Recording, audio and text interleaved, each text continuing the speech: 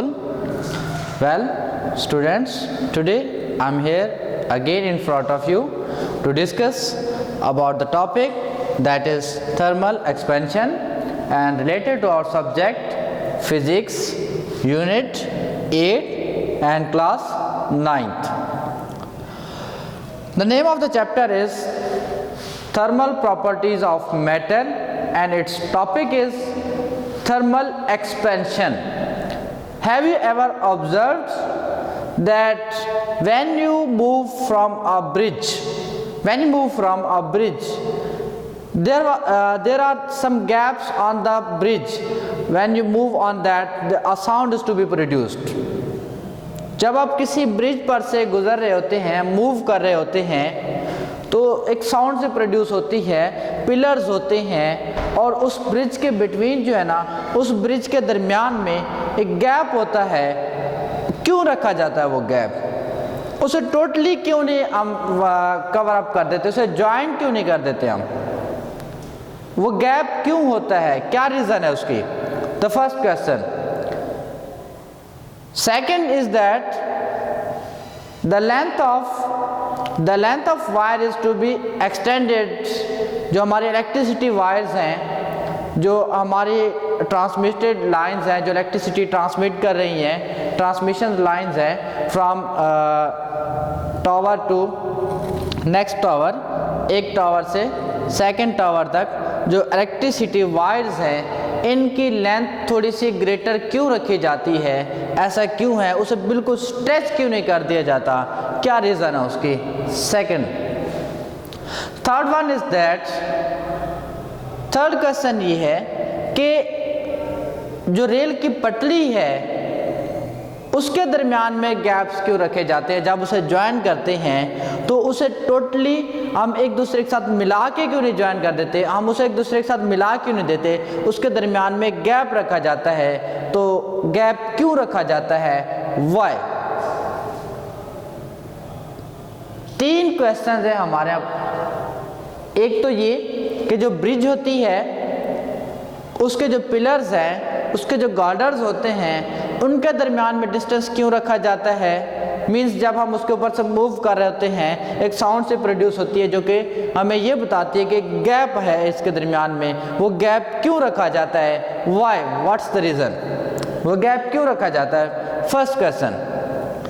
Second is that कि जो electricity wires हैं, जब एक टावर से दूसरे टावर तक इलेक्ट्रिसिटी को ट्रांसमिट कराने के लिए जो वायर्स यूज़ करते हैं, वो जो वायर्स हैं उनके दरमियान में मतलब इतना ज़्यादा डिस्टेंस क्यों होता है? वो लूज़ क्यों रखे जाते हैं wires?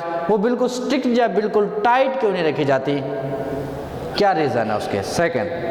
And third one is that, तीसरी कंडीशन, तीसरा क्वेश्चन ये था कि जो रेल की पटरी है उसके दरमियान में क्यों गैप रखे जाते हैं? उसके दरमियान हम उन्हें बिल्कुल एक दूसरे से बिल्कुल क्यों नहीं हम ज्वाइन कर देते, मिला क्यों नहीं देते एक दूसरे से? उसके दरमियान में गैप क्यों रखे जाते हैं? तो इन तमाम क्वेश्चंस का, इन तीनों क्वेश्चंस का जो आंसर है वो है thermal expansion of an object.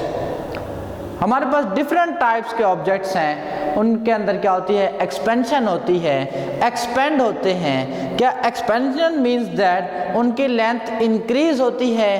क्या उनकी लेंथ डिक्रीज नहीं हो सकती?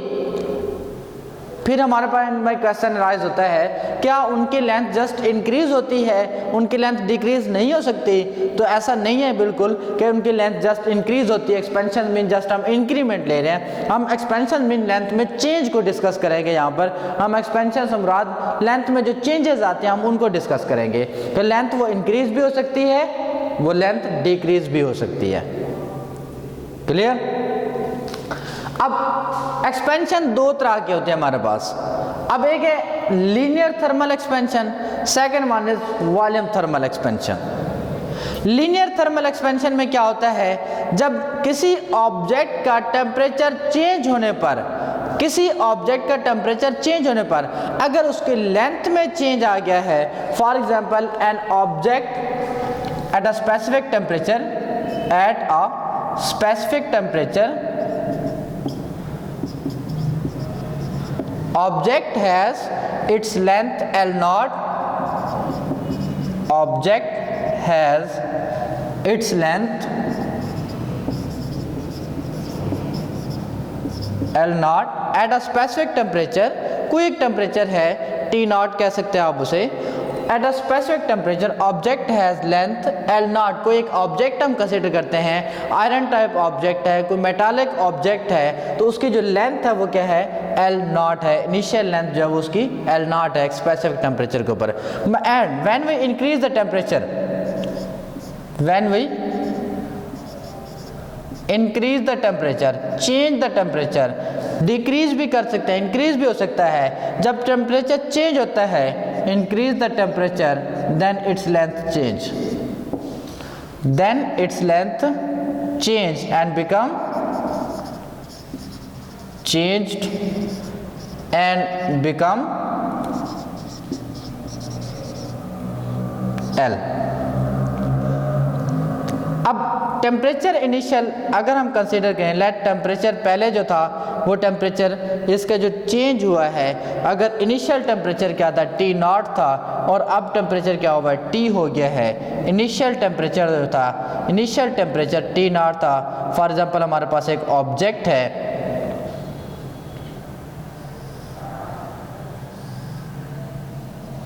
ये ऑब्जेक्ट है और इसकी इनिशियल लेंथ क्या है L नॉट है और टेम्परेचर क्या है इसका T नॉट है। Initial length L not and its temperature is T not, initial length L not and its temperature is T not, length L not, temperature T naught, और जब हम इसका टेम्परेचर चेंज करते हैं T नॉट से वो temperature T हुआ है तो इसकी लेंथ में हम सपोज करते हैं कि इंक्रीमेंट आई है। अब इसकी लेंथ L नॉट से वो क्या बन गई है L बन गई और टेम्परेचर भी इसका क्या हुआ है T हो गया T, और इसकी जो लेंथ है वो क्या बन गई है L बन गई है। तो अब इसमें जो चेंज आता है, जो चेंज है, चेंज इन लेंथ भी है और चेंज इन टेम्परेचर भी, और लेंथ में चेंज किसकी वजह से है, टेम्परेचर की वजह से है। तो चेंज को हम रिप्रेजेंट करते हैं डेल्टा साइन से। तो delta L is directly proportional to L naught first. तो चेंज इन लेंथ है वो डायरेक्टली प्रोपोर्शनल होता है किसके, L नॉट के जो इनिशियल लेंथ थी। अगर पहले से उसकी लेंथ बहुत शॉर्टर है तो उसमें जो चेंज आएगी वो भी शॉर्टर आएगी, कम होगी। अगर उसकी लेंथ पहले से ग्रेटर है अब उसमें चेंज भी मैक्सिमम आएगा, ज़्यादा आएगा। तो अब लेंथ क्या है L नॉट है, उसी पे इनिशियल लेंथ पे जो उसकी पहले से कोई ना कोई लेंथ थी पड़ी उसी पे डिपेंड करता है। और second one is that delta L is directly proportional to delta T, change in temperature of an object, delta T।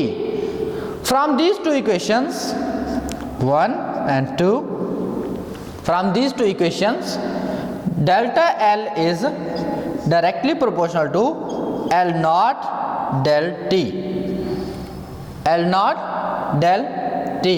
When we remove the proportionality sign, then we write equality and write a constant here to balance the equation.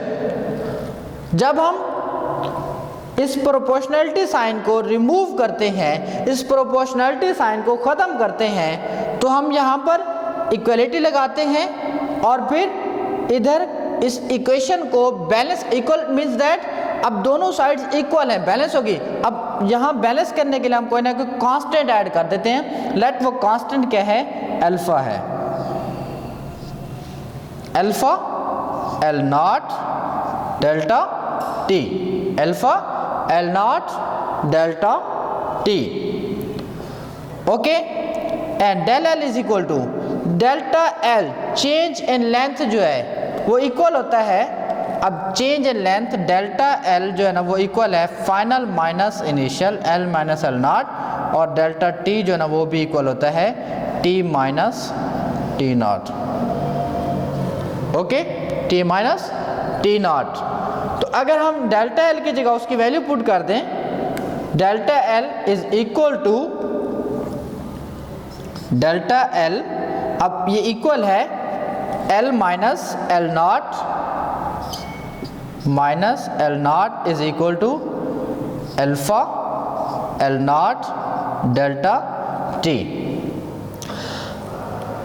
L is equal to, अब final length क्या बनेगी अगर हमने वो calculate करनी हो तो L is equal to L naught, यहाँ पे माइनस हो रहा वहाँ जाके प्लस हो जाएगा, it will be L naught plus alpha L naught delta T। L naught is common, L is equal to L naught into 1 plus alpha delta T। और अगर आप लोगों ने यहाँ से अल्फा की वैल्यू कैलकुलेट करनी हो, अल्फा जिसे हम क्या कहते हैं, coefficient of linear thermal expansion, constant coefficient of linear thermal expansion, coefficient of linear thermal expansion. अगर अल्फा हमने कैलकुलेट करना हो तो L नॉट डेल्टा इसके साथ मल्टीप्लाई वो आकर डिवाइड हो जाएगा, और उसका जो फॉर्मूला है जैसे मैं यहाँ पे राइट कर रहा हूँ, alpha it implies alpha is equal to del L over L naught del T। Alpha की वैल्यू कैलकुलेट करने तो अल्फा अकेला रहेगा और ये चीज़ मल्टीप्लाई और ये इधर आकर डिवाइड हो जाएगी, delta L over L naught delta T हो जाएगा। Alpha is equal to delta L over L naught delta T, जिसे हम कहते हैं coefficient of linear thermal expansion, coefficient of linear thermal expansion. और बिल्कुल सेम है, इसी तरह से ही है, अगर किसी ऑब्जेक्ट का टेम्परेचर चेंज करने पर उसके वॉल्यूम में चेंज आ जाए, उसके वॉल्यूम में चेंज आ जाए, वॉल्यूम कम या ज़्यादा हो जाए, तो हम उसे कहते हैं वॉल्यूम थर्मल एक्सपेंशन। अगर किसी भी ऑब्जेक्ट का टेम्परेचर चेंज होने पर, उसे हीट प्रोवाइड करने पर या उससे हीट इवॉल्व करने पर, उसका टेम्परेचर कम या ज़्यादा करने पर अगर उसके वॉल्यूम में चेंज आएगा तो हम उसे क्या कहते हैं, volume thermal expansion. Let me consider that an object at a specific temperature, at a specific temperature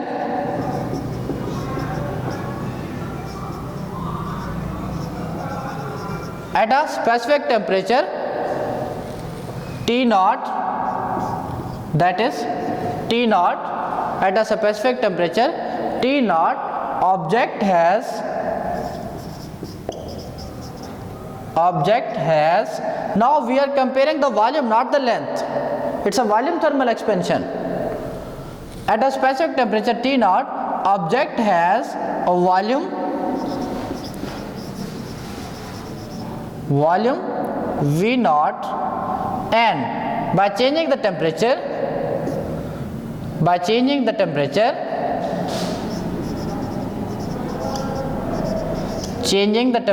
from T naught to T, it become T, then its volume become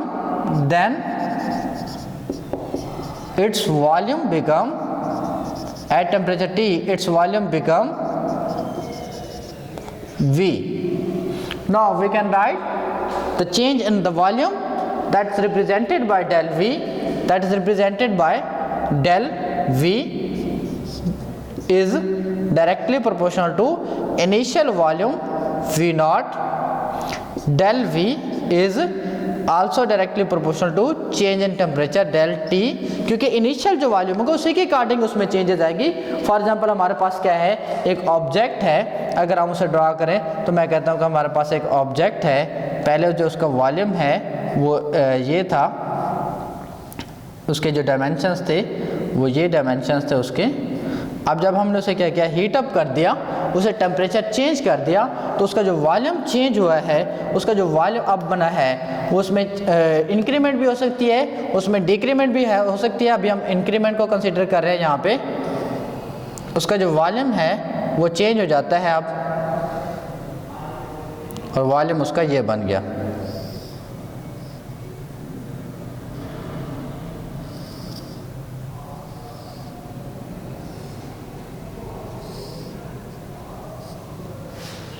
उसके volume में change आ गया, अब उसका volume ये बन गया, उसके volume में इंक्रीमेंट आ गई, उसका वॉल्यूम चेंज हो गया ऑब्जेक्ट का। तो अब हम इसे राइट कर सकते हैं कि del V is directly proportional to V naught, and also delta T. बिल्कुल इसी तरह से जहाँ पर लेंथ एल नॉट थी अब वहाँ पर वी नॉट हो गई है, जहाँ डेल्टा टी था वो as it is delta T रहा है। अब वॉल्यूम वी बन गया तो लेंथ एल बन गई तो वॉल्यूम भी वी बन जाएगा। Delta V by combining these two equations 1 and 2, delta V is directly proportional to V naught delta T and del V is directly equal to, जब हम इसे बैलेंस करेंगे इसकी जगह हम इक्वलिटी लगाना चाहते हैं तो वो इक्वलिटी हो जाएगी हमारे पास coefficient of volume thermal expansion that is called beta. Beta is equal to 3 times of alpha. Beta is equal to 3 times of alpha. Beta is equal to 3 times of alpha. Beta is equal to 3 times of alpha, 3 alpha. Del V is equal to beta V naught delta T. If you want to calculate the value of beta, then we will divide these things here, then it will become as del V over V naught delta T, that's equal to beta. And if you want to calculate the change final volume, then it will be V minus V naught, that is equal to beta, that is equal to beta V naught delta T, and V will be equal to V naught plus beta V naught delta T. V naught is common, V is equal to V naught into 1 plus beta delta T. ये क्या हो जाएगा V naught, V is equal to V naught 1 plus beta delta T.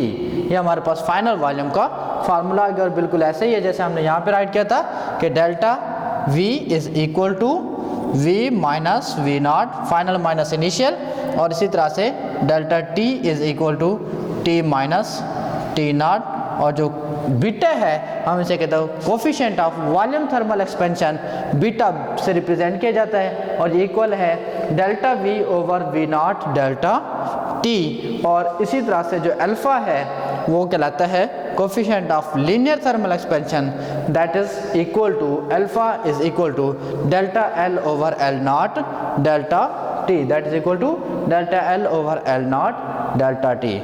Clear? That is, I'm again summarizing this topic. Summarize, listen to me. The topic is thermal expansion. There are 2 types of thermal expansions. One is that the linear thermal expansion and other is volume thermal expansion. When we change the temperature of an object, especially the metallic object, then its length or volume is to be changed. फिर उसके volume या उसके length क्या हो जाता है, change हो जाता है, उसमें चेंज आ जाता है। तो उसमें जो वॉल्यूम में या उसके लेंथ में चेंज आता है वो किस तरह का होता है, वॉल्यूम या लेंथ में चेंज होता है हमारे पास, अगर हम उसके वॉल्यूम या लेंथ में चेंज कैलकुलेट करें, फाइंड आउट करें, तो हमारे पास वो उसका फाइनल या इनिशियल वॉल्यूम वो भी इजीली हम इसे कैलकुलेट कर सकते हैं। तो अगर लेट्स सपोज करते हैं टेम्परेचर T नॉट पे लेंथ L नॉट थी और टेम्परेचर T पे लेंथ L बन गई तो वो डायरेक्टली प्रोपोर्शनल होता है L नॉट पे, और ये डेल T पे भी कंबाइन करेंगे तो del L is directly proportional to L naught delta T। Proportionality sign खत्म किया, इक्वलिटी और कांस्टेंट लगाया, linear thermal expansion constant alpha, और अल्फा जो है हमारे पास इक्वल होता है delta L over L naught delta T के, और इस तरह से हम फाइनल लेंथ L भी इसकी कैलकुलेट कर सकते हैं। और बिल्कुल सेम यही प्रोसेस है हमारा वॉल्यूम थर्मल एक्सपेंशन के लिए कि अगर हमने वॉल्यूम थर्मल एक्सपेंशन में यूज़ करें, मतलब उसको वॉल्यूम में चेंज आ गया है, तो फाइनल वॉल्यूम हम इससे का कैसे कैलकुलेट। तो हमने जो स्टार्ट में क्वेश्चन किए थे कि क्यों ब्रिजेस के दरमियान में रखा जाता है गैप, इस वजह से कि अगर उसकी लेंथ में चेंज आता है, उसकी लेंथ इंक्रीज होती है, तो पहले से अगर हम उन्हें ज्वाइन करके रखते हैं तो जब लेंथ में चेंज आएगा, लेंथ इंक्रीज हो जाएगी, तो जो गार्डर्स होते हैं वो टेढ़े हो जाएंगे। और बिल्कुल सेम यही आंसर है रेल की पटड़ी का, और बाकी इसी तरह से वायर्स को लूजेस हो जाए ताकि सर्दियों में जब वो करते हैं उनकी लेंथ में कमी आती है तो ताकि उसमें भी चेंजेस ना आए, वो टूट ना जाए। Clear? That's all, thank you so much.